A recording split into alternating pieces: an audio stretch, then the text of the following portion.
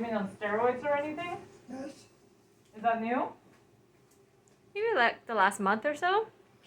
3 months. At least a month. At least a month? Dexamethasone. Do you have diabetes? No. And you're not on any active treatment, correct? No. Yeah. So dexamethasone, yeah.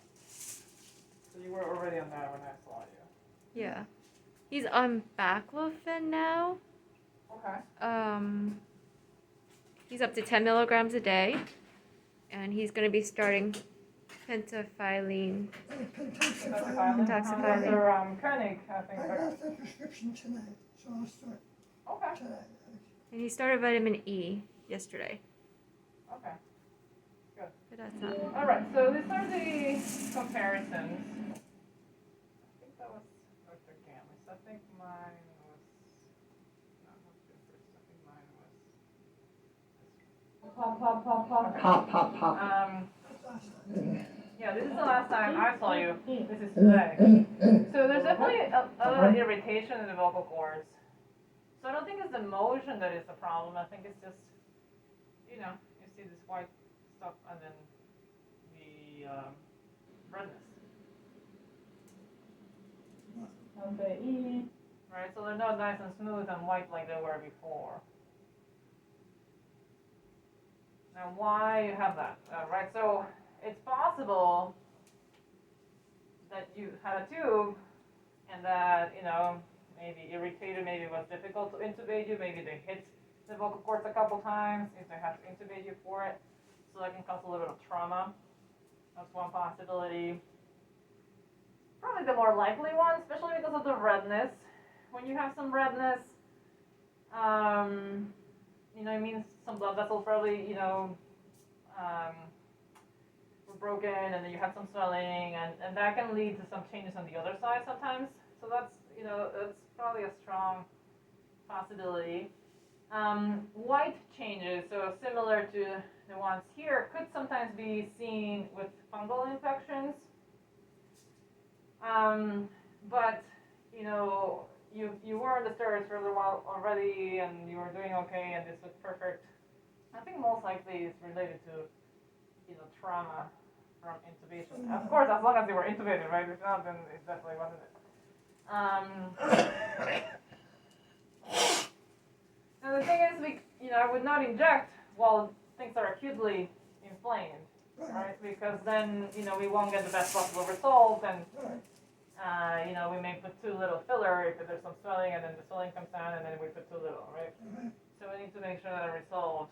Are you on any reflux medication? Oh, yeah. Yeah. He started that last week after the They procedure. prescribed after the procedure. Oh, because they noticed something? Or Correct. He wants to protect me from acid, okay. so he put me on omeprazole. Omeprazole, yeah, Omeprazole. or Prilosec is the same. Right. The 20 or 40, was it prescription 40. or over the counter? Okay, prescription. Yeah. Yeah, so this is a filter that highlights anything white and one flow. So, sorry about that.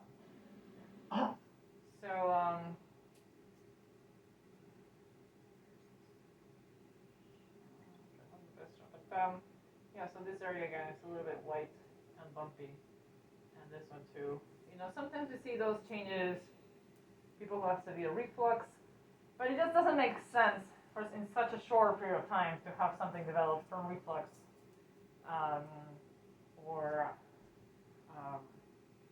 sometimes it's related to smoking and something you never smoked, So yeah, I think the most likely thing is relationship to trauma, most likely. From the esophageal. Most likely, yes, right, because it started shortly after, right?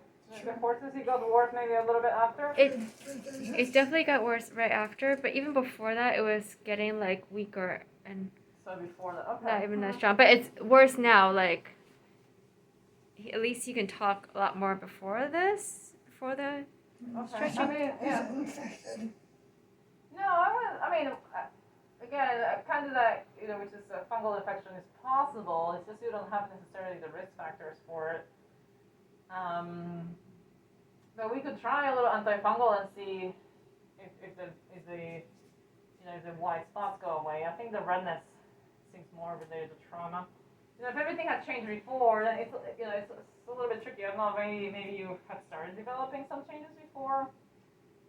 Have you been coughing more than the usual? Yes.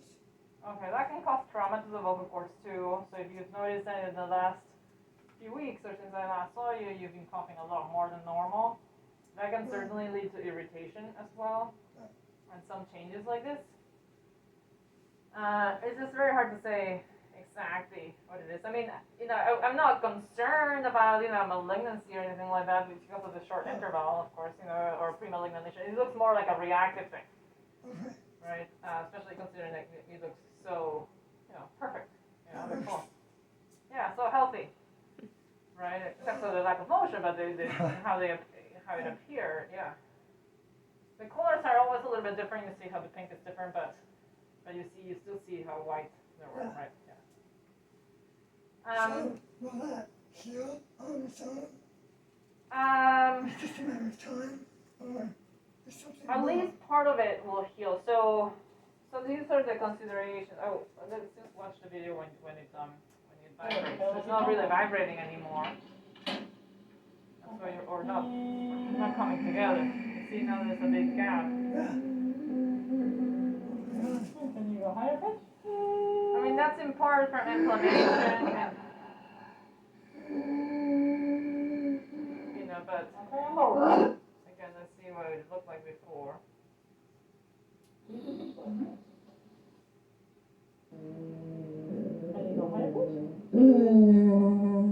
So they were touching. I mean, it was a slight gap, but definitely much bigger today. And then the vibration, it was nice and smooth, right? Here it's stiff.